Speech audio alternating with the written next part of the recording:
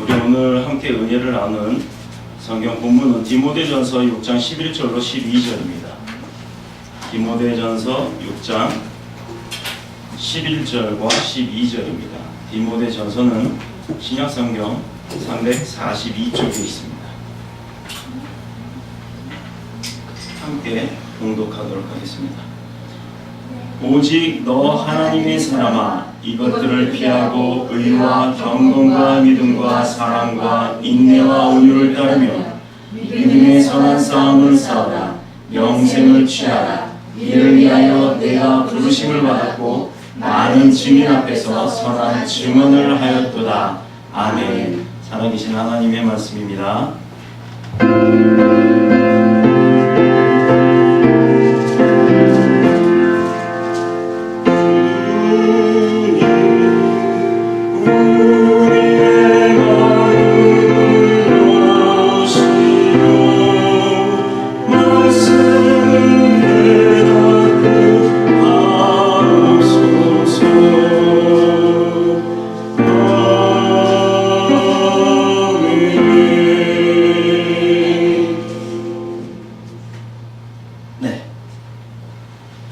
우리 오늘 함께 은혜를 나눌 은혜의 말씀은 디모데전서 6장 11절과 12절인데요.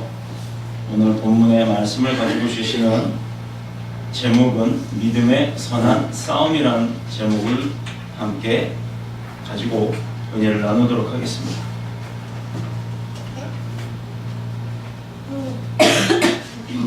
우리나라 옆에 제일 가까운 나라가 어디가 있을까요? 역시 한민족이야. 북한. 그리고 또 가까운 나라. 일본. 네, 일본이 있어요. 중국도 있고. 우리나라는 어떻게 되어 있는 나라냐? 일단은 북한을 거쳐서 중국에 붙어 있어요. 땅덩어리가. 그리고 우리나라를 건너편 쪽으로는 이제 일본이 있어요. 근데 이 일본에 대한 이야기를 잠깐 하고 설교를 시작하도록 하겠습니다. 2013년도에 일본이라는 나라에서 자살을 하는 사람 숫자가 3만 명이 넘었다고 합니다. 3만 651명이라고 하는데요. 근데 이에 못지않게 우리나라도 인구 10만 명당 자살자 수가 OECD 경제협력국 중에서 30개국 중에서 1위를 차지했답니다. 자, 대한민국은 교통사고 1위, 또 자살자가 1위. 이게 가장 잘 사는 나라 30개 나라 중에서 1위를 했대요. 잘 사는 나라 30개국이 모여있는 곳에서 1위를 했다는데 안 놀라시네? 네. 근데 좋은 게 아니죠. 교통사고 1위, 길거리에 쓰레기 버리는 거 2위, 그 다음에 자살하는 사람 1위. 자, 우리 가까운 일본에 가보면 골목 어디를 가도 껌종이 하나 떨어져 있지 않아요. 또 골목에 담배꽁초 하나도 떨어져 있지는 않습니다. 정말 길바닥에 누워서 잠을 자도 될 정도로 얼마나 깨끗한지 몰라요. 근데 왜 일본이라는 나라는 그런데 우리나라는 못 그럴까? 나만이라고 하는 생각 때문이에요. 나만 생각하기 때문에 내가 지금 이것을 버리면 나는 편하지만 내 주머니는 깨끗해질 수가 있지만 지나가는 사람이 봤을 때는 지저분하고 더러울 것이다 하는 생각을 하지 않기 때문이에요. 그리고 우리나라가 언젠가부터 동방예의지국, 동쪽에 있는 나라 중에 정말 예절이 좋은 나라라는 말이 있었는데 어느 순간에 그게 없어져 버렸어요. 그리고 우리 여기 집사님들은 아시겠지만 백의 민족이라는 말도 없어졌죠. 네, 그 다음에 효사상도 없었고요. 요즘에 경로우대석이 있나요? 있어요? 거기 근데 노인 어르신들이 앉아 가시나요? 분홍색 자리도 있다면서요. 네, 임산부요. 참 나라는 좋아지고 정책도 좋아지고 법도 많이 좋아지는데 정작 중요한 것은 지키는 국민이 없다는 것입니다. 스스로 목숨을 끊어야만 할 정도의 절박함이 있어서 대한민국이든 일본이든 각 나라들이 세상은 발전하고 문명이 발전을 하면 할수록 사람은 살기가 힘들어진다고 하네요. 자, 그러면 스스로 목숨을 끊을 정도로 생각을 하는 그런 절박함, 아마 여기 다 겪어보신 분들도 많을 겁니다. 저 역시도 그랬었기 때문에. 근데 이런 절박함은 어디서부터 온다고 생각을 하세요? 어떤 것 때문에 내가 살기 힘들다라는 생각을 할까요? 우리의 인생이 하루하루의 삶이 전쟁이라는 것을 의미하는 거예요. 삶 가운데, 세상 가운데 나갔을 때 우리의 삶은 전쟁입니다. 왜? 그렇다고 이웃과 앞집과 옆집과 싸우자는 게 아니고 내가 세상 가운데서 죽지 않고 살아남기 위해서는 그렇게 전쟁하듯이 살아야 된다는 것이에요. 무엇이든지 최선을 다해야 되고 무엇이든지 악착 같아야 되고 무엇이든지 내가 선두가 되고 우선이 되어야 그 세상 가운데 내가 살 수가 있다는 생각을 갖기 때문입니다. 또 현실도 그렇고요. 자, 그렇다 그러면 우리가 흔히들 말하는 하나님의 세계와 내가 살고 있는 이 세상 가운데는 어떤 차이점이 있을까요? 생각들은 해보셨나요? 오늘 가시면 오늘 말씀을 듣고 나서 곰곰이 묵상을 해보시길 부탁합니다. 그저께 청년들한테 제가 이제 또 이렇게 교류하는 일반 청년들이 있어요. 거긴 대학생들이 지금 한 300명 가까이 돼요. 그 300명 중에 CCM이나 뭐 이런 찬양을 하는 그런 청년들이 한 4, 50명 돼요. 그 청년 중에 목사님, 제가 질문이 있습니다. 어느 날 교회에서 설문을 한다고 저한테 좀 설문지 좀 작성해달라고 붙더니 2시간 동안 떨어지질 않아요. 이게 무슨 교회가 이런 교회가 있습니까? 그래서 제가 답을 했습니다. 대한민국 건전교단에서는 청년들을 대상으로 또는 교인들을 대상으로 설문을 조사한다고 한 적이 없습니다. 그러니까 거기에 현혹되지 마십시오. 그러면 하나님의 교회라는 데가 그러던데 거긴 교회가 아닌가요? 네, 거긴 교회긴 교회지만 그 사람들의 교회고 하나님이 임재하시거나 예수님이 그 안에서 계시고 성령님이 역사하는 그런 교회가 아닙니다. 안상홍이라고 하는 사람을 예수로 인정을 하고 안상홍이 예수의 재림주다라고 말을 하는 안상홍 증인회라고 하는 이단인데 그 이단을 통해서 선교하기 위해서 청년들을 그렇게 포섭하는 것입니다 라고 설명을 했어요. 근데 거기서 아이들이 안상홍 그 사람은 누군가요? 이렇게 나오더라고요. 그래서 또 장황하게 설명을 해줬습니다. 그 사람이 죽고 나서 예수께서 재림을 하신 분이 안상홍인데 그 사람이 죽고 나서 그 역할을 그의 부인이 그 부인한테 지금 넘겨주고 그 부인이 하나님의 어머니다라고 지금 가르치고 있는 그런 집단입니다 라고 설명을 했습니다. 그때 머리 아파 이게 답이더라고요. 제가 거기서 충격을 받았어요. 대체 대한민국 교회가 무엇을 했길래 대학생 시기나 된 아이들이 아직도 그걸 모르고 있다는 게 이건 대한민국 교회의 현실이 그렇다는 것입니다. 이것 때문에 제가 얼마나 가슴을 치고 통곡을 했는지 몰라요. 우리 아이들은 얼마나 행복한지 모르겠어요. 하나님이 우리 아이들을 얼마나 사랑하셨기에 지금 아직 성경도 없는 우리 교회를 통해서 제대로 교회를 가르치고 있다는 것, 제대로 예수님을 가르쳐주고 있다는 것. 아멘. 물론 제가 하는 게 아니에요. 저를 통한 하나님이 하시는 겁니다. 아멘. 자, 우리의 인생의 하루하루의 삶이 전쟁이라는 것을 의미한다고 했는데 총칼을 들고 나라와 나라 그리고 또 민족과 민족이 어떤 피를 흘리는 것만이 전쟁이 아닙니다. 설날만 되면 우리나라에 뭐가 있죠? 설날만 되면 또 이제 고향 가시는 분들 많죠. 고향 가시는 분들이 자가용을 타든 뭐 전철을 타든 뭐 기차를 타든 귀성전쟁이라고 그러죠. 왜 뭐만 하면 다 우리나라는 뭐 전쟁이라고 붙이는지 몰라요. 전쟁을 시키고 싶은가 봐요.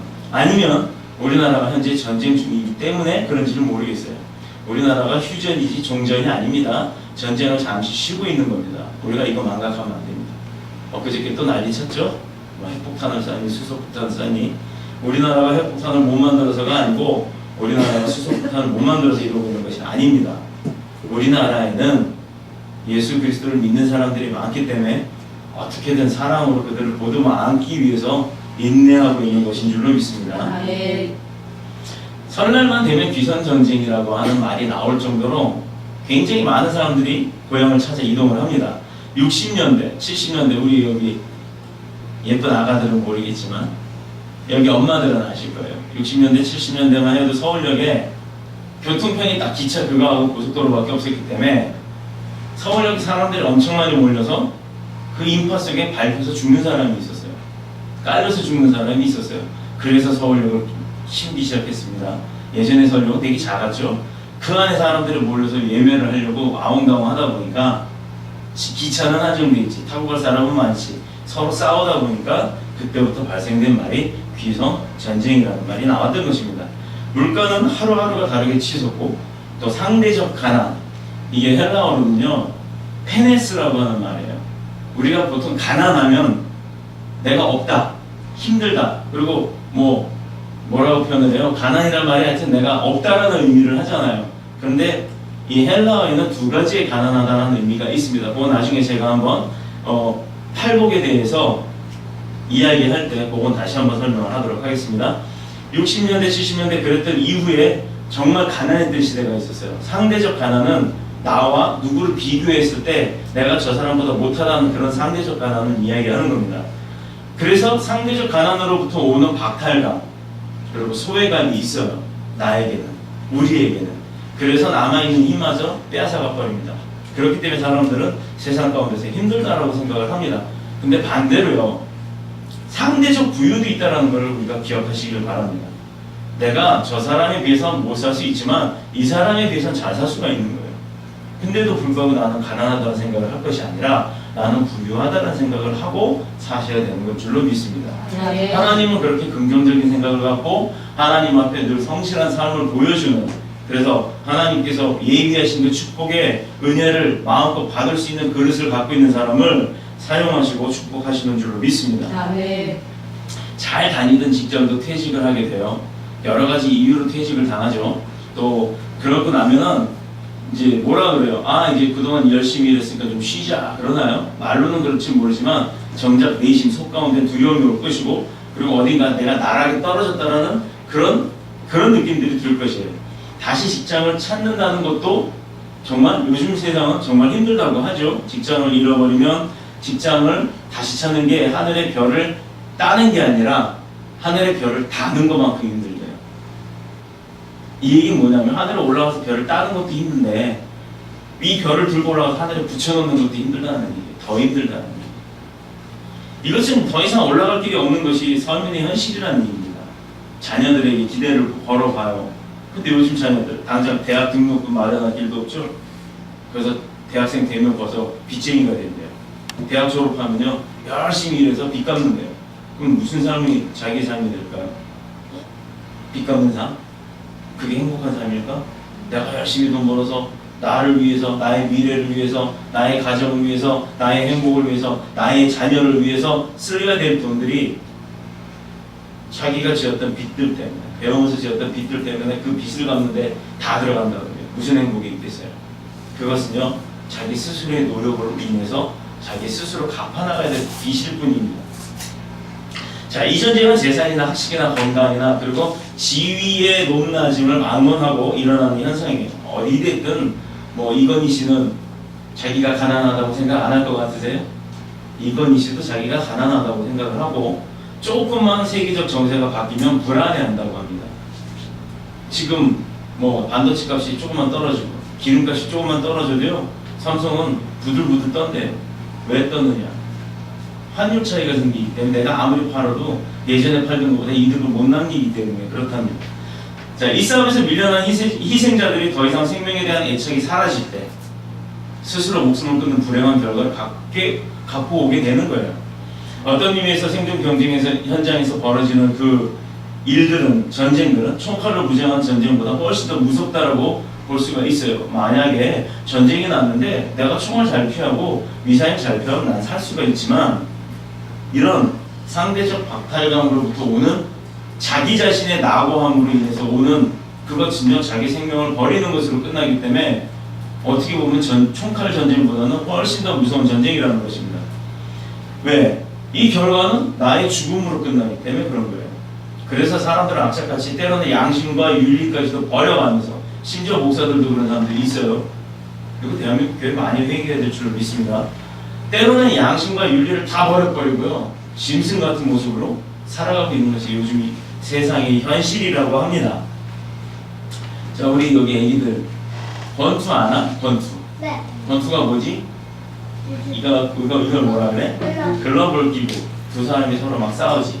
근데 그 싸움하고 그 권투라는 싸움하고 골목에서 깡패들이 싸우는 싸움하고 그것도 두 사람이 주먹질하는 거잖아. 어떤 차이가 있을까? 밖에서는 법이 그 권투장에서 하면 법이 그 하는 데 있는데 밖에서는 싸워갖고 여기 막 흉흉하고 그러니까. 예정이 나와. 예정이가 근사치의 답을 많이 써. 자, 맞아요. 권투라는 것은 합법적으로 룰에 의해서 싸움을 하는 겁니다. 어떻게 때리면 안 되고 어떻게만 때려라. 그런데 세상 싸움은 권투처럼 뭐 룰에 의해서 하는 게 아니에요. 법적 보장도 없고요. 마구잡이에요. 그냥 막 이러고 싸우죠. 안 맞으면 잔대, 안 맞으면 최고인. 그런 게 세상의 싸움이에요. 권투나 레슬링처럼 두 사람이 붙어서 싸우는 그런 싸움에는 항상 남는 자가 있어요. 어떤 사람이 남아요? 승리하는 자? 현종이 듣나? 설교를 너무 잘 들어서 이뻐서. 자, 대답을 빨리빨리 하시는 분한테 먼저 합니다. 어른들은 안 드려요. 자, 두 사람이 싸워서 이기는 자가 남아요. 그러면 약한 자는 두 번 다시 링에 올라갈 수가 있나요? 이미 그 게임 끝났는데 그 게임을 다시 할 수가 있나요? 없죠? 네, 없어요. 그러면 결국은 약한 자는 도태가 되는 것과 같은 이치가 되는 것입니다. 그 사람은 이미 끝난 거예요. 그래서 이기는 사람만 그 게임을 계속 유지해 나가는 것입니다. 자, 세상의 모든 면에서도요, 힘이 있는 자만이 살아남는 거예요. 이거 지금 세상을 이야기하는 겁니다. 세상을. 근데 우리는요, 그런 힘 노력 안 해도 살아요. 그 이유가 있어요. 그걸 알려드리려고 이렇게 장황하게 설명을 합니다. 세상은 모든 면에서 힘 있는 자만 살아남는다. 이것은 신앙세계에도 마찬가지입니다. 신앙세계에도요, 힘이 있어야 살아요. 어떤 힘이냐? 그것은 오늘 본문에 강조하는 내용입니다. 믿음의 선한 싸움을 싸우라는 말씀입니다. 11절에 보면 오직 너, 누구요? 하나님의 사람아. 그냥 사람아. 오직 너, 아무개야. 이게 아니라 오직 너. 어떤 사람? 하나님의 사람아. 이것들을 피하고 의와 경건과 믿음과 사랑과 인내와 또 마지막에 뭐요? 온유를 쫓으라고 하였는데 이것들이 무엇을 말하는 걸까요? 믿음. 그렇지. 믿음도 되지. 그러면 돈과 정욕에 사로잡혀 영과 육신이 패가망신하는 것을 말하는 거예요. 자, 세상 가운데 즐거움이라는 게 뭐가 있죠? 권력, 또 돈, 또 뭐 향락, 즐거움, 무슨 놀이터도 가고 뭐 게임장도 가고 영화관까지는 좀 그렇고 놀이동산도 그렇고 그리고 또 뭐 있죠? 도박장도 가고 술집도 가고 또 뭐가 있을까? 맛집. 맛집은 나도 가는데. 하여튼 하나님이 원치 않는 장소들이 세상 가운데 너무 많아요. 근데 우리가 알고 있기는 그런 세상 가운데가 너무 재밌다는 거예요. 그래서 자꾸 사람들은 세상으로 빠져나가고 교회의 청년이나 아이들이 교회에서 붙들어주고 교회 안이 즐겁고 행복하지가 않기 때문에 거기서 받아야 될 충족감이 없어서 세상 가운데로 몰려나가고 세상에 그런 악한 행함을 하는 곳으로 가서 무엇을 배우느냐? 하나님은 하지 말라고 하는 걸 배워요. 자, 우리 이쁜이들, 우리 여기 둘, 넷, 5명의 이쁜이들한테만 물어볼게요. 엄마 아빠가 하지 말라는 거 하면 어떤 일이 벌어지죠? 어?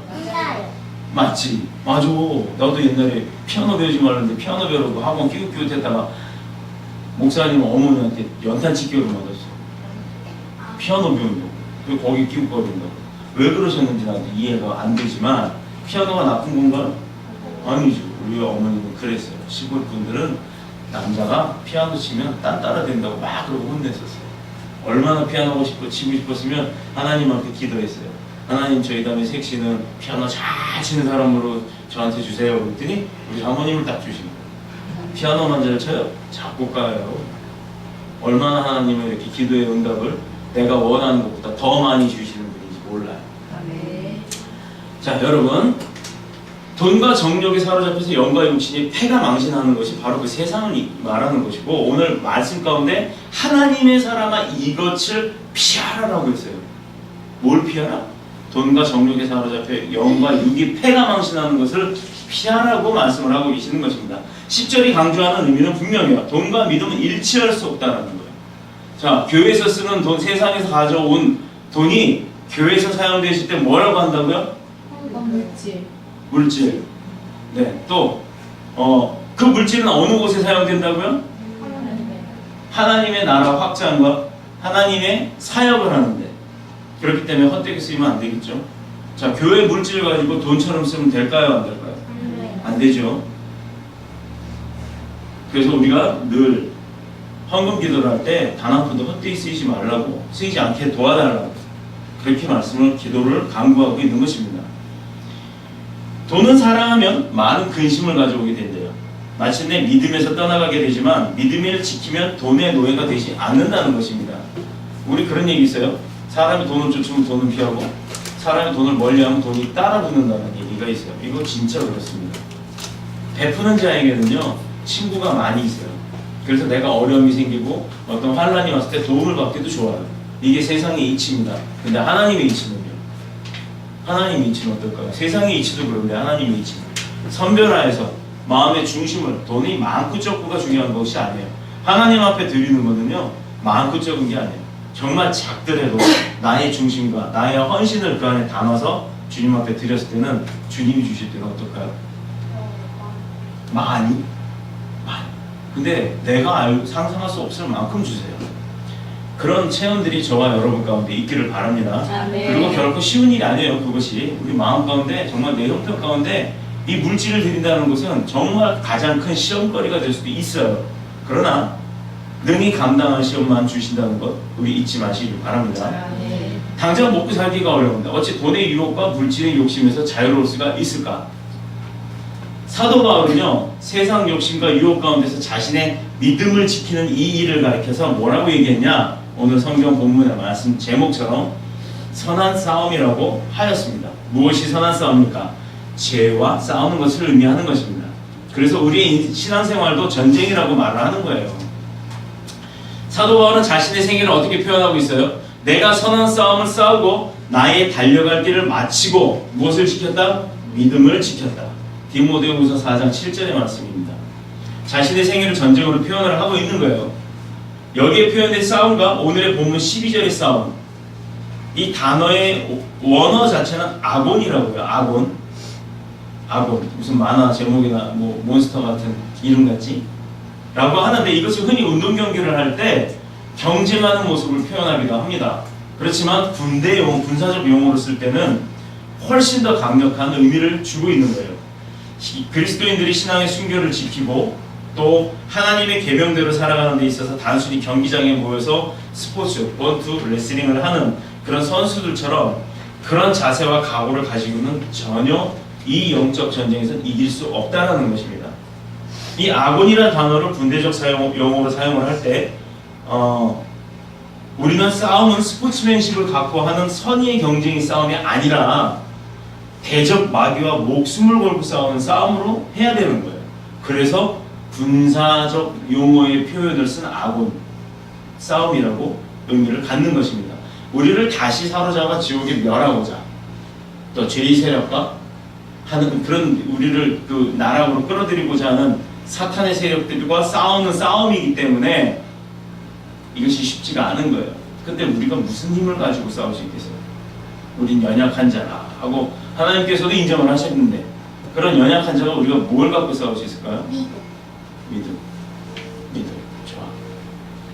우리 믿음의 방패, 의의 흉배, 또 뭐가 있어요? 진리의 검. 예성이 성경 정말 많이 보나 봐. 맞았어. 자, 다시 한번 볼게요. 우리가 싸움을 싸울 때, 군인들이 싸움을 할 때 뭘 갖고 싸워요? 무기를 갖고 싸우죠. 총이 됐든 뭐가 됐든 무기를 가지고 싸워요. 왜? 그냥 맨몸으로 싸우면 자기가 질 수도 있으니까 더 강력한 무기를 가지고 싸웁니다. 전쟁을 할 때. 우리도 게임할 때 보면 뭐 무슨 뭘 돈 주고 뭐를 사가지고 아이템? 뭐 그런 걸 사가지고 더 강력한 힘을 갖는다고 해요. 그럼 영적 전쟁에서 우리가 영적 전쟁에서 승리를 하려면 뭘 가져야 될 것 같아요? 믿음 중에서도 더 구체적으로 가면 이제 잘 배워봐. 믿음 중에서도 더 구체적으로 가면 우리가 영적 전쟁에서 무엇을 가져야 되느냐? 영적인 힘이요, 힘, 파워를 가져야 이길 거 아니에요. 사단보다 세야 될 거 아니에요. 그럼 사단을 이기려면 그 파워는 어떤 파워를 가져야 되느냐? 믿음이 맞아요. 맞는데 더 정확한 방법이 있습니다. 우리 입술에 하나님의 아버지가 우리의 아버지고 하나님께서 우리에게 아버지의 자녀인 우리에게 뭘 주셨다? 권세.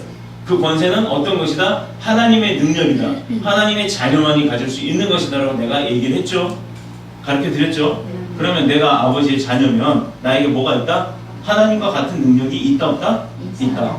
그 능력을 쓰면 되는 거예요. 그렇기 때문에 내가 하나님을 놓치면 나에게 능력이 있다 없다? 없다. 하나님이 나와 함께 동행을 하시면 능력이 있다? 없다. 있다. 그러니까 전쟁에서 이길 수 있다 없다? 있다. 그 총알이 있어요 우리에게. 예수 그리스도의 이름으로 하면 도망간다니까요. 예수라는 말만 나와도 도망을 가요. 자, 우리가 골목에 가는데 무서워요. 뒤에서 누가 쫓아와요. 어떤 남자가 우리 가람이가 이제 골목을 입고 가는데 엄마 나 집에 가 이러고 가는데 뒤에서 어떤 남자가 쫓아와요. 예수 이름으로 이러면 도망가나요? 놀래서 도망갈 수도 있어요. 놀래서 도망갈 수도 있어요. 그런 믿음으로 하는 얘기예요. 그런 믿음. 뒤돌아서 전화번호 적어주지 말고. 자, 우리 학생들도 집에 어디 가는데 깜깜한 데 가는데 두려움이 막 나한테 와요. 사탄은 내 마음 가운데 두려움이 있으면 그걸 공격을 합니다. 그래서 들어옵니다. 그렇기 때문에 내 마음 가운데 가는데 괜히 귀신이 있을 것 같고 무섭기도 해요. 그럼 찬송을 부르면서 가면 하나도 안 무서워요. 내가 썼던 방법이 어렸을 적. 아니 왜 그거? 최고. 저는 눈 감고 이렇게 뛰어가요. 눈 감고 뛰다가 어디로 가려고. 자, 그래서 믿음대로 살려고 애를 쓰면 쓸수록 마귀의 시험은 더 강력하게 온다는 것입니다. 그래서 우리의 인생 가운데 또 우리의 신앙생활 가운데 시험이 올 때가 있어요. 그 시험이 사탄으로부터 오는 시험인지 하나님으로부터 오는 시험인지를 영적 구별을 할 줄 알아야 하는 것입니다. 영적 분별이 있어야 내가 적을 알아야 내가 공격을 하고 대적을 해서 이길 수가 있죠. 하나님이 주시는 시험인데 거기다가 예수 이름으로 이르면 그 시험이 없어질까요? 없어지지 않습니다. 왜? 그 시험은 우리가 표현한 시험이지만 하나님으로부터 우리에게 주시는 시험은 훈련입니다. 그 훈련을 통과해야만 하나님께서 다음에 쓰시고자 하는 일들을 하게 하시는 거예요.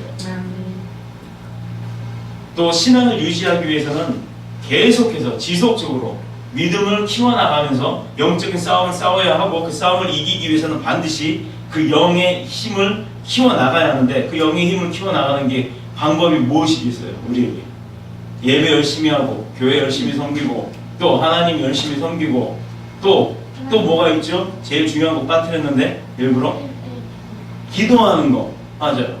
기도 열심히 하고 신앙생활 열심히 하고 예배 생활 철저히 지키고. 여러분 예배 때 나와서 뭐 하세요? 제가 그러니까 애매한 질문을 드리는데 우리가요 막연히 크리스찬이라고 교회 섬기고 다니면서 정말 놓치는 게 많아요. 저는 그거를 다 가르쳐 드릴 거예요. 여러분 예배 때 뭐 하세요? 예배 뭐 하러 나오세요? 그러면요 축복받으래요. 은혜 받으래요. 그렇죠? 축복받으러 은혜 받으러 내려두세요. 괜찮아요. 축복받으러 은혜 받으러 나온다고 해요. 근데 어떻게 축복받고 어떻게 은혜 받아요? 전혀 대답들이 없으시네. 얼음도 가져드릴게요. 자, 예배에 나오면 뭐 하느냐? 하나님을 만나는 게 제일 중요한 거예요. 예배 그냥 왔다 그냥 가면 실패해요. 예배 와서 하나님을 만나야 그 다음 주간까지 살 수 있는 능력을 나한테 받는 거야. 내가 나한테 얻을 수 있잖아요. 하나님한테 얻고 내가 그 힘으로 살아가는 거예요. 예배 나와서 하나님 만나려고 노력을 하셔야 되는 거예요. 찬양 가운데 주님 만나도 좋고요. 기도 가운데 주님 만나도 좋고 은혜 가운데 머리 하고서는 그런 소름 돋는 그런 은혜 받으시면 이미 하나님을 만나신 거예요. 아멘. 그게 필요한 거예요. 예배 가운데. 그래서 찬양할 때 아까 우리 진짜 아기들 이쁘게 찬양을 했는데 맞아요. 목 터져라고 찬양하는 거예요. 기도할 때 부르짖으라 그러면 뭐 어디서 뭐 통성하지 말라 그러는데 왜요? 하나님 왜 부르짖으라고 얘기했지 조용히 속삭이라고 얘기하지 않았어요. 통성, 방언, 기도하는 거 그건 뭐라고 하지 마세요. 그렇게 하는 게 맞는 겁니다. 내가 통성 못하고 내가 방언 못한다고 해서 남 그렇게 하는 거 뭐라 그러면 절대 안 돼요. 왜? 우리는 성경대로 살아야 되고 성경에 쓰여있는 말씀대로 우리가 지키고 살아야 되는데 성경에 분명히 부르짖으라고 그랬어요. 그래서 새벽 예배 때 이제 교회가 설립이 되면 새벽 예배를 드리는데 새벽 예배 때는 뭐 3시간까지는 하실 수 있는 분들은 하시라고 할 거예요. 왜? 하루 24시간 중에 하나님 앞에 시간에 11조 드려야죠. 3시간 기도 못 하시는 분들은 찬양으로, 묵상으로, 말씀으로 3시간씩 꼭 채우실 기도로 예수님의 이름으로 축복합니다. 아멘. 선하고 착한 신앙심에서 평화를 생각하고 내가 착하고 조용하게 살기만 하면 그것이 곧 선이라 믿고 또 나의 달려갈 길을 마치고 믿음을 지키는 방법이라고 생각을 합니다. 그러나 착하게 조용히 사는 것은요 결코 크리스찬의 삶이 아니에요. 그렇다고 해서 길가에 가면서 피켓 들고 예수 천국 불신지역 이거 아니에요. 요즘 시대는 그렇게 전도해서 오히려 하나님 욕먹입니다. 여러분도 우리가 명심해야 될 게 하나님의 자녀 맞죠? 아멘. 하나님의 백성 맞죠? 아멘. 하나님의 아들 딸 맞죠? 아멘. 그럼 내가 잘못해서 아버지 욕먹이지 마세요. 잘못은 내가 해놓고요 욕은 아버지가 먹어요. 우리가 크리스찬입니다. 성경책 딱 꼽아갖고 차 위에 당당하게 본네트에 딱 얹어 대시보드에 얹어놓고 십자가 뭐 물고기 다 달고 막 지차 끌고 다니면서 위반할 거 다 위반하고 다녀보세요. 그러면 누가 욕 먹어요? 하나님이 욕 먹어요. 저거 믿는 게 졌다고요.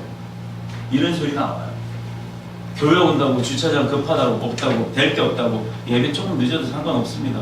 그것 때문에 급하다고 남의 집 주차장 앞에다 딱하니 막아놓고 전화번호도 없이 거기 안에 보면 주부 막 바닥에 굴러다니고 사람 들다 보다 전화 연락처도 없고 막 찾다가 교회 주부 딱 보는 순간 이 사람들 더 화나요. 그런 실수하지 않기를 바랍니다.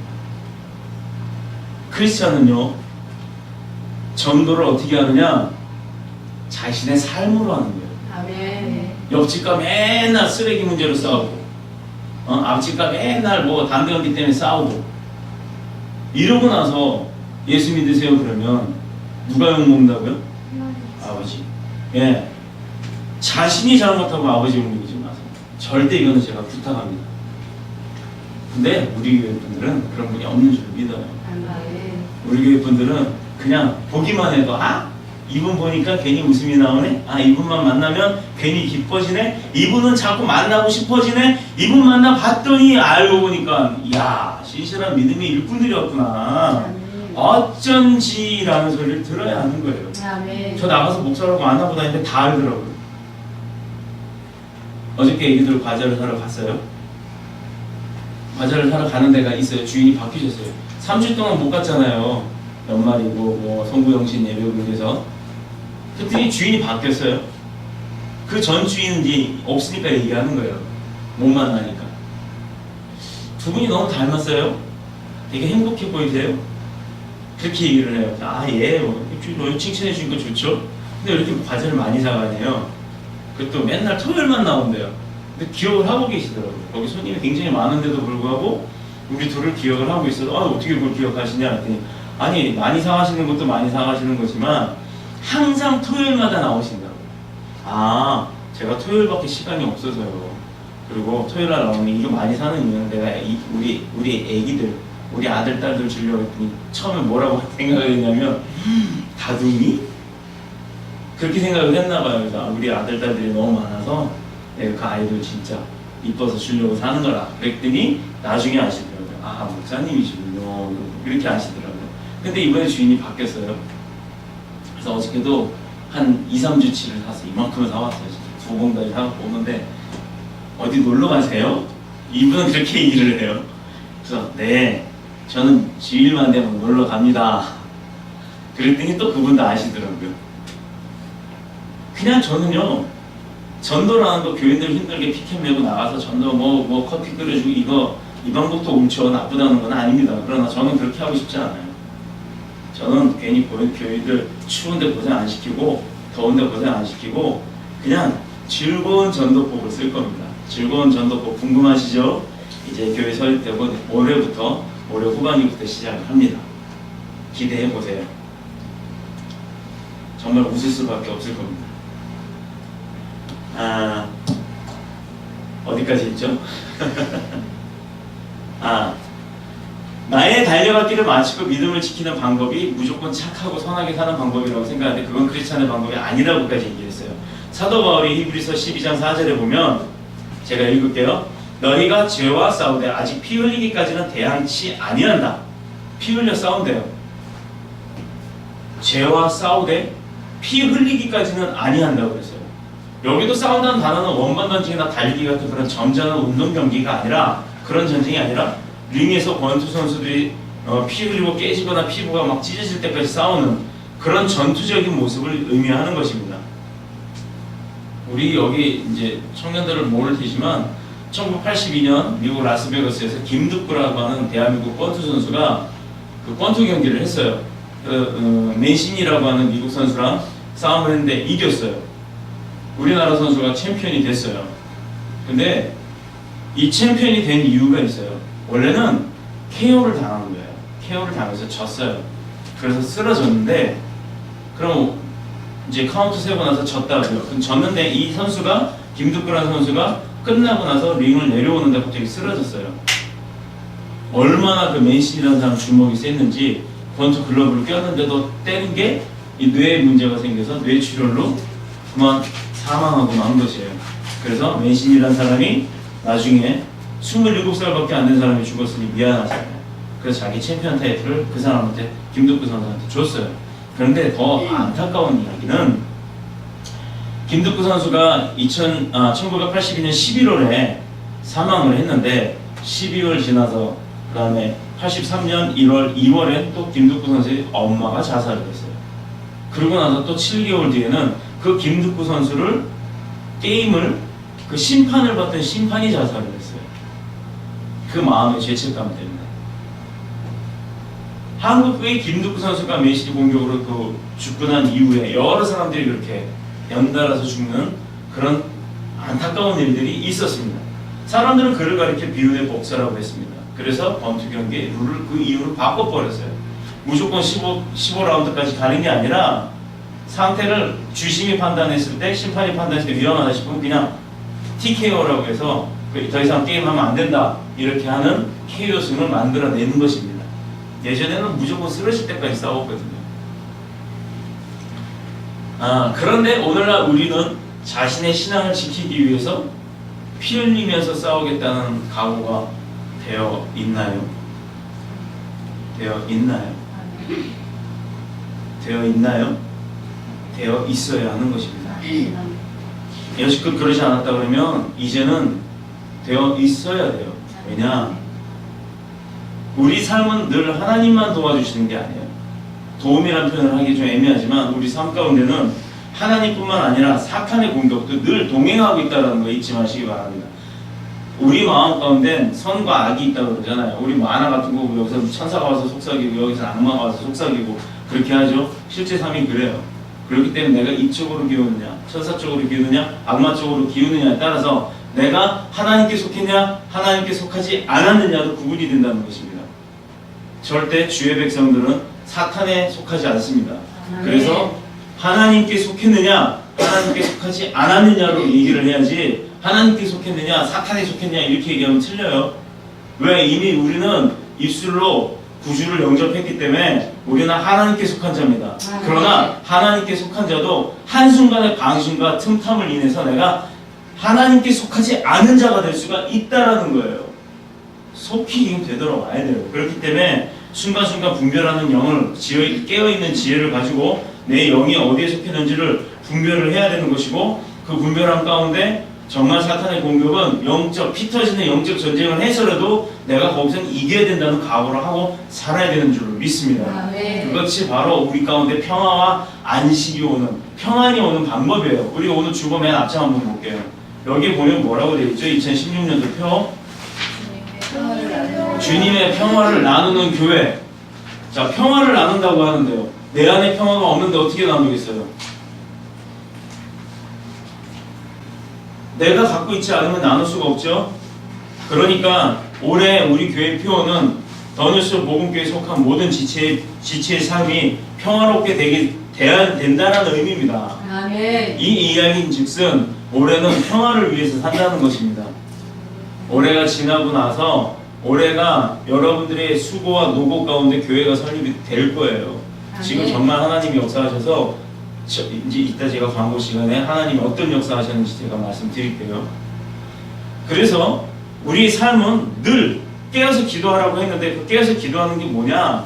영적 싸움에서 승리하는 얘기예요. 아멘. 영적 싸움에서. 싸움이나 전쟁은 악한 자들의 전유물이 아니에요. 절대. 악한 자들이 싸워야 되는 것이고 악한 자가 다 그걸 조종하는 게 아니에요. 선하게 살고자 하면 악한 세력과 반드시 싸우지 않으면 선을 이룰 수가 없다라는 거예요. 내가 착하게 살려면 악의 세력은 더 공격을 해요. 착하게 살지 못하게 하느라고. 내가 평화롭게 살려고 하면 평화롭지 못하게 하려고 사탄은 나 아니면 내 가족 중에 누구를 통해서, 내 가족 아니면 이웃집을 통해서라도 그걸 막 자꾸 끄집어낸다는 얘기예요. 수시로 막 갈고리를 끄집어내요. 갈고리 하니까 오늘 집사님 생각이 나는데, 갈고리라는 게요, 뭐예요? 이렇게 생겼잖아요. 한번 걸리면 빼기가 힘들어요. 그거의 원리가 낚시잖아요. 물고기 탁 잡으면 그 물고기 스스로 빠져나가나요? 자기 입이 찢어지기 전까지는 못 도망간단 말이에요. 물고기도 피 흘리잖아요. 살려면. 응? 그러니 우리가 그 사탄의 마귀 세력에, 나쁜 세력에, 악의 세력에 고리에 걸리지 않는 게 중요하지. 걸리고 난다면 피가 터져서라도 빠져나와야 된다는 얘기예요. 제일 중요한 건 우리 가운데 평화와 안식이 있다 그러면, 믿음이 충만하다면, 은혜가 충만하다면, 성령이 충만하다면 그 도우심으로 우리는 거기에 걸리지는 않는다라는 거예요. 걸릴 건지 아닌지를 판단을 해야 될 거 아니에요. 그죠? 물고기가 이걸 먹이가 있는데 이걸 먹으면 나는 배부르겠지만 판단하면, 그냥 내 배만 채울 것만 생각한다면, 지금 내가 편안할 것만, 당장 편안할 것만 생각한다면, 내가 지금 당장 부유할 것만 생각한다면 이걸 덥석 문단 말이에요. 근데 정작 중요한 건 뭐예요? 이 물었던 먹이 안에 뭐가 있어요? 갈고리가 숨어 있다니까? 여기 물리면 어떻게 돼요? 걸려서 나와서 사람 뱃속으로 들어가는 거예요. 죽는 거 아니에요? 마찬가지. 우리 영적 삶도 사탄의 갈고리에 걸려버리면 못 빠져나와요. 빠져나오려면 피가 터져야 된다니까요. 그러기 전에 어떻게 해야 된다? 분별하는 지혜가 있어야 한다. 아멘.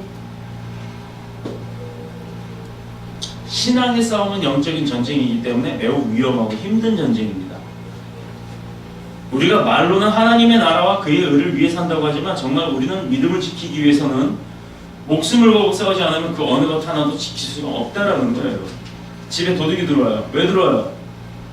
훔쳐가려고도 들어오죠. 사람을 죽일 수도 있어요. 사람이 있는데 도둑이 들어오면 절도, 강도, 어떤 걸까요? 강도. 네. 근데 사람이 있는데, 사람이 없는데 도둑놈이 들어와서 물건을 훔치는데 도구를 썼어요. 무슨 경찰하고 뭐 가리키는 것 같은 느낌이 드네. 사탄도 마찬가지예요. 사탄도 사람이 없을 때 오나요? 사람이 있을 때 와요. 그러면 절도범하고 강도범하고 어떤 게 더 죄가 세냐면 강도예요. 네, 사람이 있을 때 들어오는 도둑은 강도예요. 그래서 사람한테 위해를 할 수 있다고 판단을 하기 때문에 더 세게 처벌을 받습니다. 근데 사탄은 사람이 있을 때 와요? 없을 때 와요? 사람을 잡을 거니까, 물건 사탄 필요 없다니까, 사람을 잡으러 오는 거니까 사람이 있을 때만 와요. 그러니까 강도 같은 존재. 그러면 하나님으로부터 어떤 처벌을 받는다? 더 큰 처벌을 받아요. 근데 내가 그 강도 편이 된다 그러면 나도 처벌받죠? 여러분들도 사탄의 도구가 되거나 쓰임을 받게 될 때는 하나님으로부터 처벌받는 거예요. 그러니 우리가 왜 그것을 알고도 거기로 가야 되는지, 가지 말아야 되는지, 그 분별하는 영이 필요하다는 것입니다. 일제강점기, 일본 사람들이 우리나라를 침략해서 우리나라를 지배할 때 그 군국주의는 신사참배를 강요했어요. 신앙의 순결을 지키기 위해서 옥고에 감옥에 갇히면서까지도 온갖 고문과 고통을 당하면서 심지어는 순교를 당하면서도 신앙의 정절과 교회를 지켜냈지만 일부는 교회를 지켜야 한다는 명목 하에 신사참배를 한 사람들이 있어요. 그 총회에서 교단의 총회에서 그 신사참배를 하기로 가결을 하고 일본의 총칼을 앞세운 그 탄압에 굴복을 한 종교인들이 있었습니다. 바로 이것 때문에 장로교회는 최초의 분열을 겪는 아픔을 겪은 거예요. 통합이니 합동이니 갈라진 이유가 그거예요. 신사참배. 우상숭배다. 아니다. 이거는 교회를 지키기 위해서 그냥 정치적인 목적에 우리가 그냥 그걸 인정해 주는 것 뿐이다. 이렇게 했지만 분명히 십계명에는 나 이외에 다른 신을 섬기지 말라고 했어요. 신사참배가 뭐예요? 죽은 영혼들 앞에 가서 머리 숙이는 거예요. 그래서 우리가 제사 같은 거 안 지내는 거고 제사 때 절하지 않는 거예요. 저 장례식장 가서도. 아시겠어요? 크리스찬이 가서 삼가 거인의 명복비입니다 하고 이러면 안 돼요. 네? 그거 정말 잘못된 신앙관이에요. 왜 안 되는지는 나중에 교리 공부할 때 가르쳐 드리겠습니다. 세례 받아야 되는 분들 그거 다 배워야 됩니다. 일부는 그렇게 신사참배를 했어요. 자, 분명한 사실은 우리 신앙의 대적자는 사람이 아니라 마귀예요. 사람 보고 남편이 나한테 괴롭혔어요. 마귀 자식아 이러면 맞아요? 틀려요? 틀려요. 내가 분명히 얘기했죠. 하나님의 속한 자, 속하지 않은 자라고 했지. 우리는 주의 백성은 마귀에 속한 자가 아닙니다. 그러니 마귀 자식아 이거 절대 틀린 말이에요. 그건 저주입니다. 우리 입으로 그런 거 하면 안 돼요. 마귀를 자기 편에 두고 사람들을 공격하고 또 믿음의 형제들을 공격해서 그 믿음을 파괴시켜버리고 악한 싸움을 하게 하는 사람들이 있어요. 그런 사람들이 교회 안에 있다 없다? 있어요. 교회 안에도 있습니다. 그래서 교회 나온다고 해서 교회 다닌다고 해서 다 천국 가는 줄 아나요? 아니에요.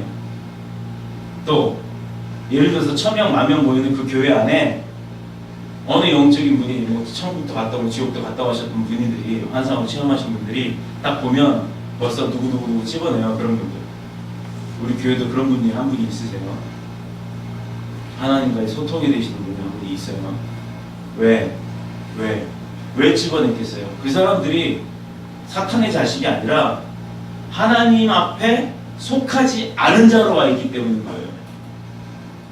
주여 주여 하는 자마다 다 천국 들어온다고 하지 않았습니다. 목사라고 다 올바른 선지자 아닙니다. 이게 다 성경에 있는 내용이에요. 제가 지어낸 말이 아니에요. 그 마귀의 목적이 뭐예요? 마귀의 목적 딱 하나예요. 우리를 끄잡아 내리는 것. 하나님께 가지 못하게 하는 것. 그래서 복된 삶을 살지 못하게 하는 것. 그거 딱 목적 하나입니다. 믿는 자의 신앙을 파괴하여서 그 영혼을 지옥에 떨어뜨리고 또 믿음의 공동체 자체를 우리의 이런 공동체 자체를 깨뜨리려고 하는 그게 마귀의 계략입니다. 아담과 하와가 어디서 쫓겨났죠? 에덴 동산. 또 그리고 나서 여자는 해산의 고통을 남자는 땀을 흘리는 수고를 해야 되는 그런 일이 벌어졌어요. 하나님의 아들 예수 그리스도를 3번씩이나 시험을 했죠. 광야 40년 동안에 40일 동안에 지금 사탄이 예수님을 시험을 했어요. 뛰어내려라. 또 기억나시는 분? 맞아. 근데 예수 잠깐만. 돌을 빵으로 빵으로. 또 그리고 높은 데서. 뛰어내려. 또 하나는 뭐죠? 나도 생각 안 나는데 뭘까요? 자, 아까 예배 끝나고 생각나면 얘기죠. 자, 아담과 하와를 유혹해서 가서 안 줬나? 다른 거 집중을 하느라고. 자, 수고했어. 그 삶 자체를 고통과 죽음 가운데 빠뜨리고자 하는 거예요. 그래서 우리를 결국은 죽음에 이르게 하는 게 사탄의 계략인 것입니다. 빠지면 어떻게 된다고요? 죽는다고요. 뭐가? 육이 죽을 수도 있고 영이 죽을 수도 있고 일단 영이 죽어요. 영이 죽으면 내 육은 당연히 따라가서 죽게 돼 있습니다. 내 영이 깨어있고 살아있지 않으면 내 영이 죽으면 육은 그냥 따라가서 죽는다고요. 우리가 그게 제일 중요한 거예요. 자, 하나님의 아들 예수 그리스도를 3번씩이나 시험하고 마지막에는 군중들로 하여금 십자가에 달려 돌아가시게끔 만들었어요. 그리고 하나님의 구원의 사역을 끝까지 방해했죠. 끝까지. 예수님이 이 땅에 오셔서 우리를 위해 십자가 돌아가신 이유가 우리의 죄를 용서하러 오시는 그 사명을 갖고 오셨던 거예요. 하나님 뜻, 주님 뜻이 아니거든. 이 잔을 내게도 옮겨주시옵소서. 그러나 그 예수 주님의 뜻이면 주님의 뜻대로 하옵소서 해갖고 결국 매달려 돌아가셨는데, 그 돌아가신 이유가 우리 죄를 용서해 주시기 위해서 오신 거라는 말이었단 말이에요. 근데 그걸 못하게 하려고 끝까지 방해를 했는데 결국은 성공 못했죠. 사탄이. 왜? 하나님 힘이 더 세니까. 자, 이 마귀가 지금 우리를 같은 방법으로 같은 목적으로 유혹하고 있는 것입니다. 그런데 어찌 우리가 달리기 선수나 수영 선수처럼 또 탁구나 축구 선수들처럼 그렇게 싸워서 될 수 있겠냐고요. 이길 수 있겠냐고요. 사도 베드로가 우리에게 베드로전서 5장 8절에서 9절까지 한 말이 있습니다. 찾아볼까요? 베드로전서 5장 8, 9절. 이거 중요합니다. 지난주에도 얘기했어요. 그거 어디다 버려요? 우리 밑장을 놓고 거기다 놔둬. 바닥에다. 자, 베드로전서 5장 8절 9절. 벳이라고 되어 있는 베드로전서 5장 8절 9절. 근신하라 깨어서 너희 대적 마귀가 우는 사자같이 두루다니며 뭘 찾는다? 삼킬 자를 찾는다. 너희는 믿음을 굳게 하여 저를 대적하라. 자, 어떻게 한다고요? 근신하라 깨어라. 너희 대적 마귀가 우는 사자같이, 먹이 찾아다니는 사자처럼요. 얼마나 배가 고프면 울면서 다니겠어요. 두루 다니면서 삼킬 자를 찾는데요. 이 가운데서 지금 마음이 하나님께로 속하지 않은 자를 찾는다는 얘기예요. 그렇게 해서 어떻게 한다고요? 삼킨대요. 먹이 되고 싶지 않으면 늘 깨어서 근신하면서 우리는 하나님 편에 서야 되는 줄로 믿습니다. 이것이 우리 싸움이 단순한 스포츠 경기가 아니라 영원히 사느냐 아니면 죽느냐의 싸움이기 때문에 생명을 걸고 싸우지 않으면 안 된다는 것을 의미하는 거예요. 지금 이거 설명하려고 이렇게 장황하게 한 거예요. 우리에게 무슨 힘이 있다고 마귀를 대적하고 믿음의 선한 싸움을 할 수가 있겠어요? 우리는 힘이 없어요. 하루하루 살아가는 그것만으로도 벅차요. 이게 우리 현실의 삶이에요. 무슨 수로 그런데 마귀를 싸워서 이길 수 있겠냐고요. 어떻게 해야 하나님이 주신 선물인 이 믿음을 지켜나갈 수 있느냐? 지금부터 그 결론을 이야기합니다. 열왕기상 18장에 보면 엘리야라는 선지자가 나와요. 이 엘리야는 아합왕과 왕후 이세벨로 인해서 아주 말로 할 수 없는 만큼의 형용할 수 없는 아주 핍박과 어려움과 곤란을 다 당했어요. 거기에다가 흉년까지 겹쳐서 아주 국민들이 굶어 죽어 나가기 시작했어요. 막 많은 사람들이 죽기 시작했어요. 그야말로 정말 사람의 힘으로는 하루하루를 버티기까지 힘든 그런 상황이었습니다. 나중에는 남은 양식을 먹고 이제 요 한 종지기 이만큼 남은 양식으로 밥해 먹고 이거 푹석이 먹고 죽어야겠다라고 하는 어떤 여인이 있었어요. 사르밧의 과부에게 그 신세를 지면서 연명할 정도였어요. 그 과부가 어떤 상황이었냐면 자기 집에 쌀이 요만큼밖에 없었어요. 자기 한 번 먹을 거. 그래서 그 과부도 이제는 더는 살기 힘드니까 내가 요 쌀 한번 밥해서 먹고 죽어야겠다 라고 하는데 엘리야가 그 집으로 온 거예요.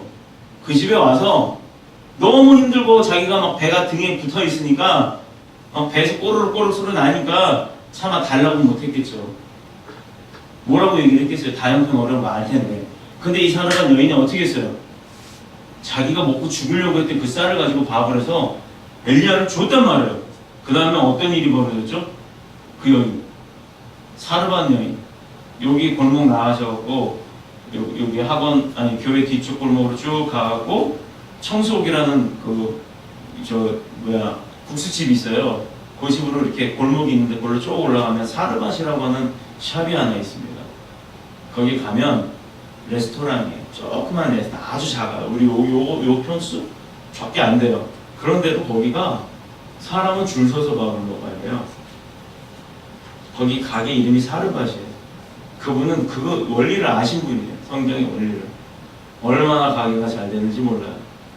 거기가 그전에는 맨날 비어있던 임대도 안 되는 아주 작은 곳이었는데 그 사르밧이라고 하는 데는 저도 몇 번 먹으러 갔다가 포기했어요. 기다릴 수가 없어서.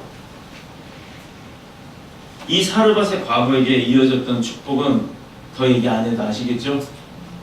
자기도 먹을 게 없었는데 선지자 엘리야에게 그걸 대접을 했어요.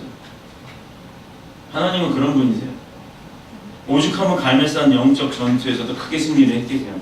도망자가 되어서 광야의 로뎀나무 그늘 아래에서 하나님 앞에 엘리야가 나 죽여달라고 했어요.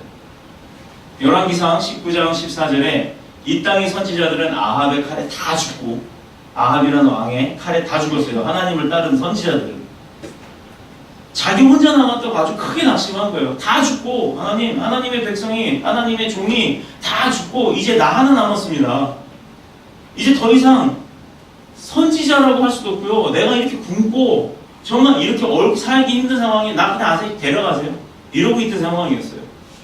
그런데 어떻게 엘리야는 다시 선지자의 모습을 회복할 수가 있었으며 남은 사명을 능력 가운데 다 행했다는 거예요.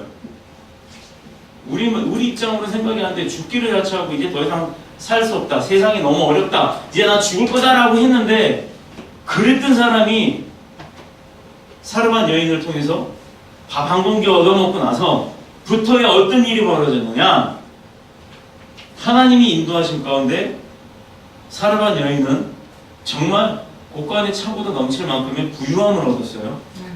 그리고 나서 또 엘리야는 자기가 죽을 때까지 남은 사명을 능력 가운데 다 선포하고 다녔다는 것입니다. 정말 놀랍죠? 우리 생각엔 아무것도 없고 아무것도 할 수 없다라고 했지만 하나님이 하실 때 다 하셨어요.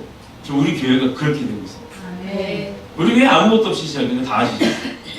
다 하시죠. 우리 교회 진짜 아무것도 없이 시작을 했는데 원래 어저께 계약을 하려고 했어요. 계약이요. 구두 계약 말고. 그런데 건물주가 바쁘셔서 어제 못 만나고 월요일날 12시에 만나기로 했습니다.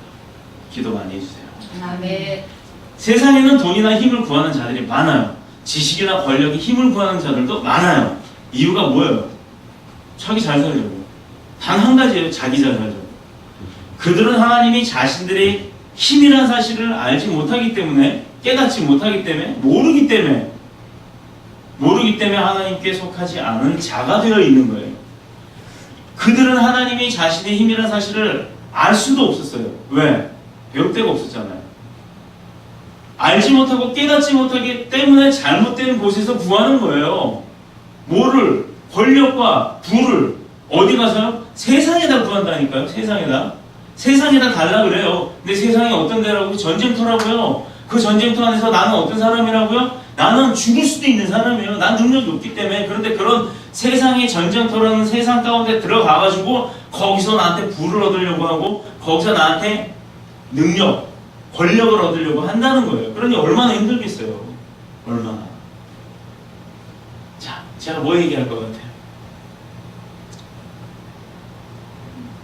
뭐 막연하세요? 지금 세상 가운데 그렇게 힘들게 하지 말라는 얘기예요. 어디 가면 된다? 하나님 앞에 가면 된다.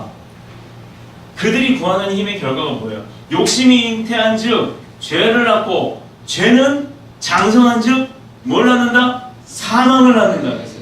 죄가 커지면 죽을 수밖에 없어요. 자, 우리 세상 가서 한번 따져볼까요? 죄를 졌어요. 아주 큰 죄를 졌어요. 점점 더 큰 죄를 져요. 더 큰 죄를 져요. 그러다 붙잡혀요. 그 다음에 판사가 뭐라 그래요? 사형.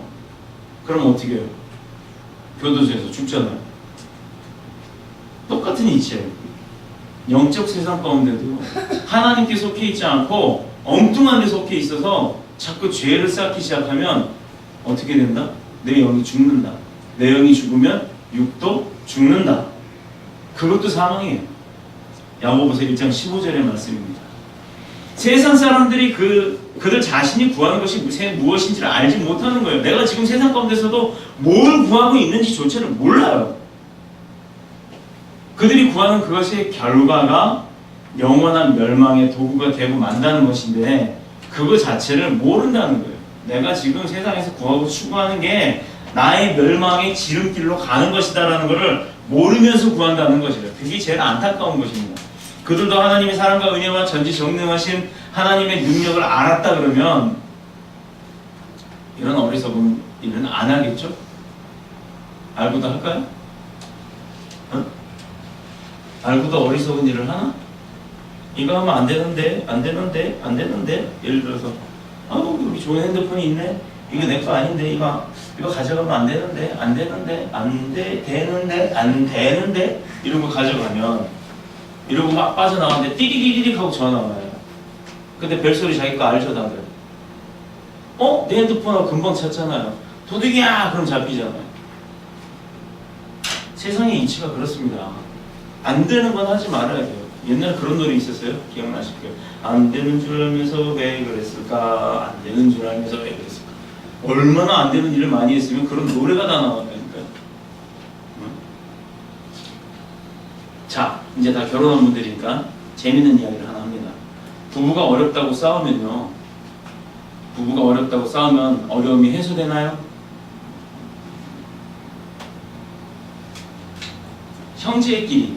형제끼리 화가 난다고 싸우면 그 화나는 게 해결이 되나?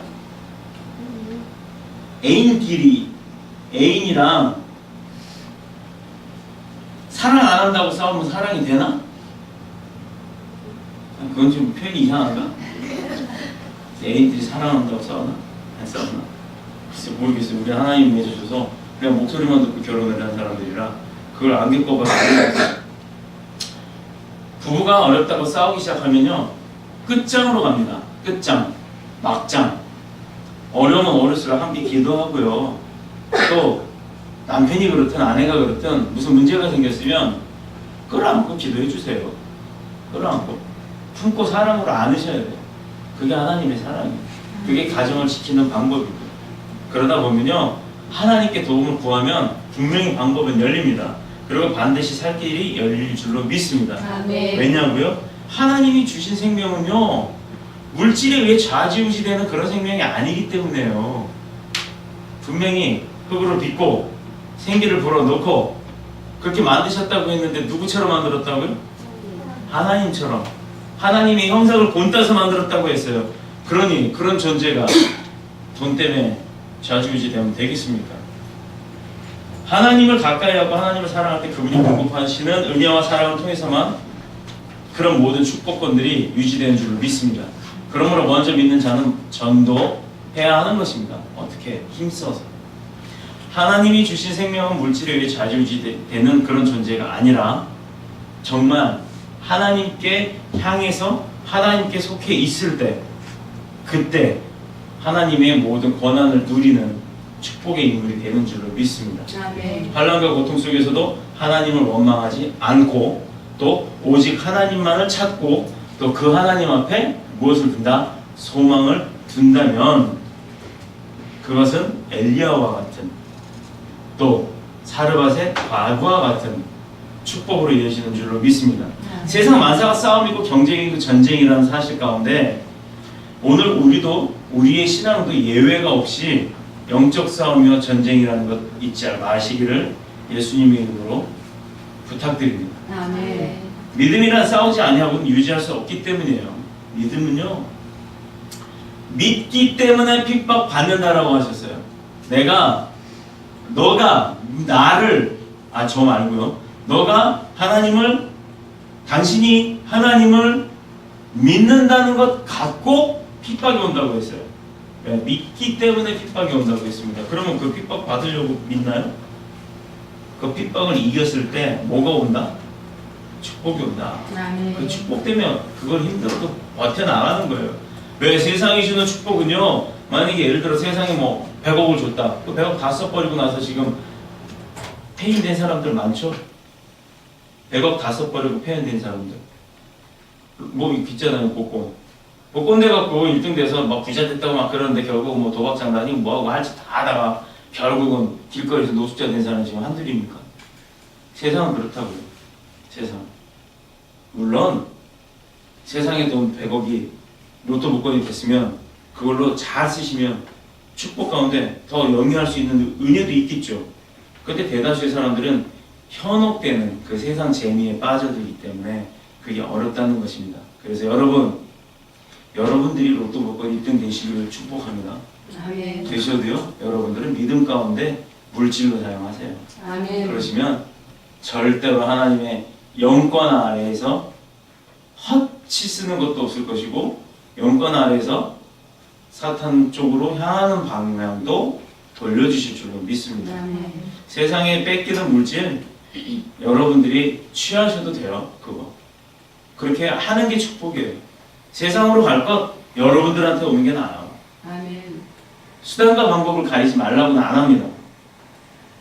그건 좋은 방법이 아니기 때문에 하나님의 방법으로 하나님의 축복과 은혜 가운데 정말 부를 쌓는 귀한 저와 여러분이 되시기를 예수님의 이름으로 축복합니다. 믿음의 선한 싸움을 싸우라. 그리고 그 뒤에 영생을 취하라. 이렇게 바로 말이 따라와요. 여기서 영생을 취하라는 것은 선물로 받은 영원한 생명을 흔들림 없이 우리의 자신의 것으로 확증하라는 것이에요.